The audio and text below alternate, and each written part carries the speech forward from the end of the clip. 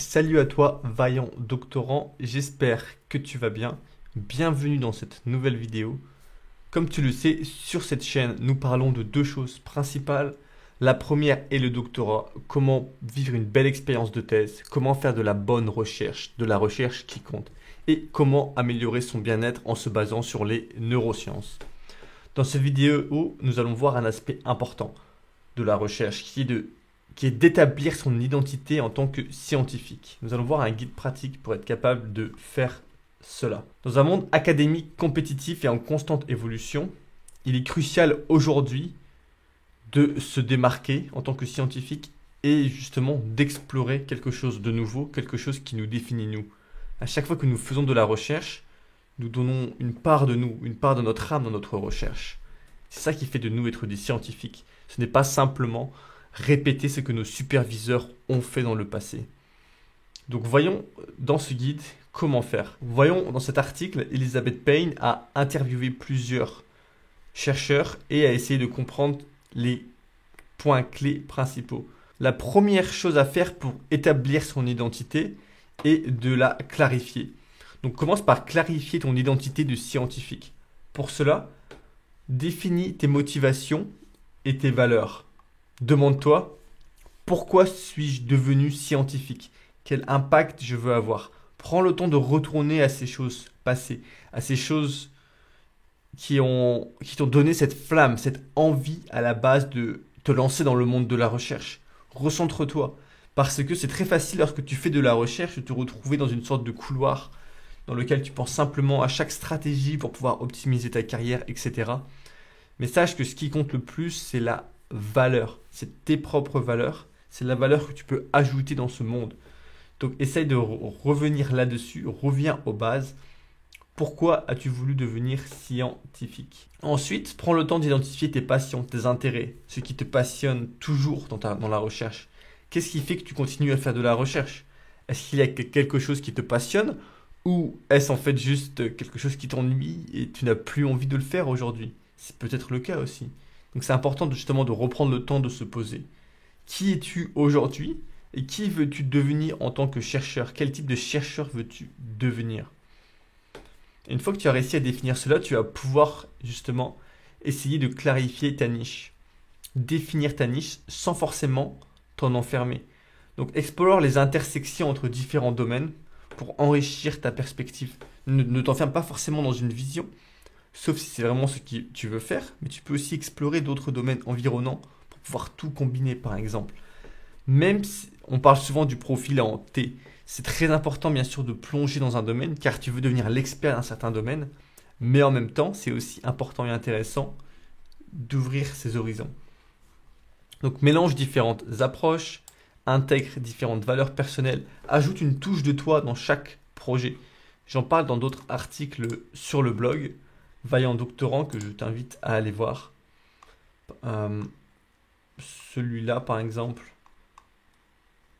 celui-là et cet article dans la page 2, j'ai un autre article qui pourrait t'intéresser qui est justement sur le guide pour choisir un bon sujet de recherche et l'importance de se sentir stupide dans la recherche scientifique.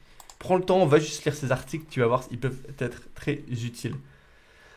Donc chaque chercheur devrait rester unique. Ne copie pas ton superviseur, ne copie pas les domaines de les leaders de ton domaine. Et ne poursuive pas forcément les sujets qui sont les plus hot du moment. Non, sois curieux de ce qui t'intéresse toi. Explore les territoires qui n'ont pas encore été explorés. Et comme cela, et le plus tu pratiques cela, plus tu vas devenir cela. Donc prends vraiment le temps de te poser et de penser à cela. Car je vois beaucoup de doctorants qui... Bien sûr, beaucoup de doctorants font un projet que leurs superviseurs leur ont donné parce qu'ils ont obtenu le financement pour ce projet. Cela ne veut pas dire que tu dois suivre 100% ce qu'ils te disent, ce qu'ils te suggèrent de faire. Si tu es ta propre personne, bien sûr tu peux t'en inspirer, tu dois t'inspirer de tout cela parce que tu es là pour apprendre. Tu es un apprenti avant tout. Mais ne refais pas la même chose. Je vois beaucoup de personnes qui refont ce que leur superviseur faisait et qui refont encore et encore. En fait, tu deviens juste une copie moins compétente souvent du superviseur. Donc essaie d'ajouter ta petite touche personnelle. Ne fais pas 100% ce qu'il fait. Donc sois authentique. Ton parcours unique est une force, pas une faiblesse. Donc prends le temps de te poser, comme te le disais. Qui es-tu aujourd'hui et qui veux-tu devenir? Le deuxième point consiste à renforcer ta visibilité et ton réseau. Participe activement aux événements scientifiques, organise des événements scientifiques, va à des conférences, à des ateliers, à des séminaires pour rencontrer d'autres chercheurs et élargir ton réseau. Utilise les réseaux sociaux pour partager tes travaux. Bon, je dis ça, je le fais pas beaucoup. Honnêtement, je partage plus d'autres choses que mes travaux. Je partage lorsque j'obtiens des bourses de financement, etc. Lorsque je publie un article, mais j'en fais pas un résumé utile pour le peuple, on va dire. Parce que je ne prends pas le temps de le faire, parce que je ne sais pas si c'est vraiment très intéressant forcément ce que j'ai obtenu à ces moments-là. Est-ce que ça va vraiment avoir une influence sur la population? Pas forcément. Donc, mais c'est toujours bien de partager justement pour te créer une position de chercheur. Car les gens te connaîtront en tant que chercheur si tu arrives à te placer comme cela. Ce point-là, c'est de faire des études pour lesquelles tu mets beaucoup d'efforts. Fais un effort pour faire une belle étude, une étude qui a de la valeur, qui apporte quelque chose. C'est vraiment celles-là qui vont avoir de la visibilité. Ce sont ces études impactantes qui vont avoir de la visibilité. Tu vas avoir de la visibilité si tu fais des études qui sont complètes, qui répondent à des questions. Donc ne vise pas à la quantité, à faire le plus possible, vise à faire quelques études de bonne qualité qui apportent quelque chose au domaine.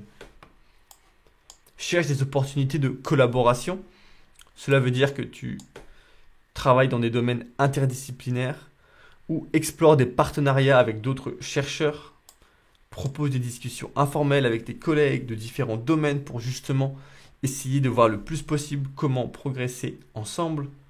Et soit visible localement et globalement, soit visible dans ton labo, soit visible dans ton département.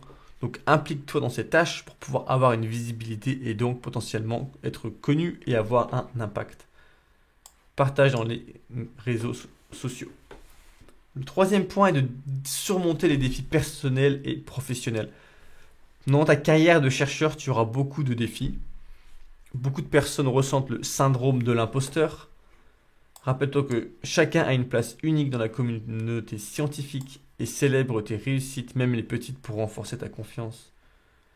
Ne laisse jamais quelqu'un te faire sentir sous-évalué. Si tu veux vaincre le syndrome de l'imposteur, j'ai un article entier sur le sujet. L'article est très long, très détaillé, et je suis sûr qu'il peut t'aider. On revoit énormément de points.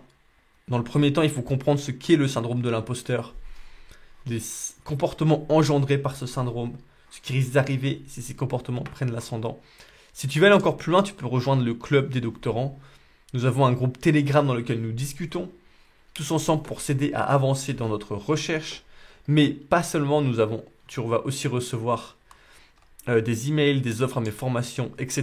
Donc tout cela peut t'aider si tu as envie justement de faire de la bonne recherche et d'avancer dans ton doctorat. Adaptez-vous aux stéréotypes académiques. Tu vas aller en entendre. Tu vas entendre justement ces stéréotypes, mais ne tombe pas dans tout cela. À la place, décide d'être authentique, de suivre ce qui te semble le plus vrai. Au final, le doctorat, c'est toi qui crées ton doctorat. Tu as le droit d'être l'architecte de ton doctorat. Et si tu te dis ça, que tu t'autorises à être l'architecte de ton doctorat, eh bien c'est génial parce que tu vas pouvoir définir les angles d'attaque que tu veux prendre. Tu vas pouvoir poursuivre ce qui t'intéresse, tu vas pouvoir amener ta curiosité et poursuivre ta curiosité. Et ça, c'est génial en fait.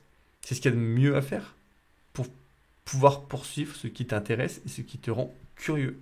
Donc refuse de te conformer aux normes stéréotypes de ce que tu penses un scientifique devrait être parce que chaque scientifique est unique.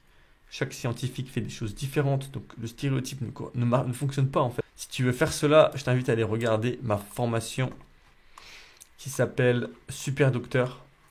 Parce que dans celle-là, on voit exactement ça. Je t'aide justement à devenir un chercheur, à comprendre les règles, à comprendre comment tout fonctionne et à développer ton identité de chercheur. Tu vas devoir pendant tout cela, c'est que c'est toi qui vas pouvoir gérer tous ces obstacles humains, financiers, etc. C'est toi qui vas pouvoir justement influencer tout cela.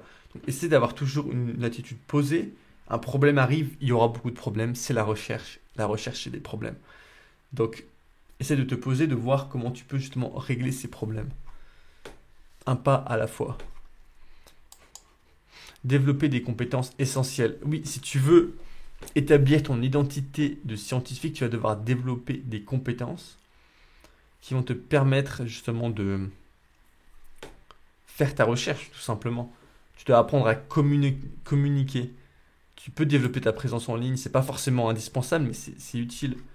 Investis dans le développement professionnel, donc définis les compétences techniques, les outils que tu dois apprendre à maîtriser, et aussi les autres types des compétences comme la gestion de projet, le mentorat, la supervision, etc. Il y a vraiment beaucoup de types différents de superviseurs. Certains superviseurs vont vraiment prendre le temps de se poser et de te donner énormément de feedback sur un texte que tu as rédigé. D'autres vont le faire de manière très faible. Ils vont changer une virgule pour un point-virgule, par exemple. Donc trouve des mentors, quelqu'un qui veut vraiment t'aider à avancer, quelqu'un qui aspire le mieux pour toi et qui va t'aider à avancer et à progresser. Donc identifie des chercheurs que tu admires et apprends de leur parcours. Et la dernière étape consiste à construire une identité durable et impactante. Pour cela, dans cet article, il conseille plusieurs choses. La première chose est d'adopter une approche interdisciplinaire. Donc cherche des façons d'intégrer plusieurs disciplines dans ta recherche pour résoudre des problèmes complexes. Parfois, il y a un problème dans un domaine et en fait, et entre autres, c'est l'union de choses impromptues, de choses qu'on n'attend pas. Ça peut être deux domaines différents en apparence, mais en fait, tu les unis et tu obtiens quelque chose de totalement nouveau et d'intéressant. Pour développer cette identité durable, c'est à toi d'être un mentor impactant pour les générations futures. Aide les jeunes chercheurs à naviguer dans les défis académiques. Donc en conclusion, pour définir ton identité de scientifique, eh bien, comprends que c'est quelque chose qui prend du temps. Ça prend des années parce que tu vas devoir petit à petit poser des pierres, faire de la recherche, obtenir des financements, faire des choses. Et tu peux déjà commencer cela pendant ton doctorat en décidant de rechercher ce qui capture ton attention. Si tu as l'impression d'être au bon endroit, c'est sûrement que tu es au bon endroit, que tu es en train de faire quelque chose qui compte.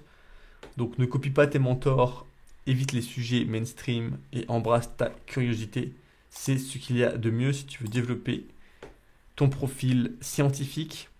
Si tu veux aller plus loin, eh bien, je t'invite à commenter justement pour me partager ton avis, à aller voir mon blog et à rejoindre justement le club des doctorants pour pouvoir lire sur tout ce sujet et recevoir justement des programmes intéressants au sujet du doctorat. Sur ce, je te souhaite une bonne journée et à bientôt. Ciao.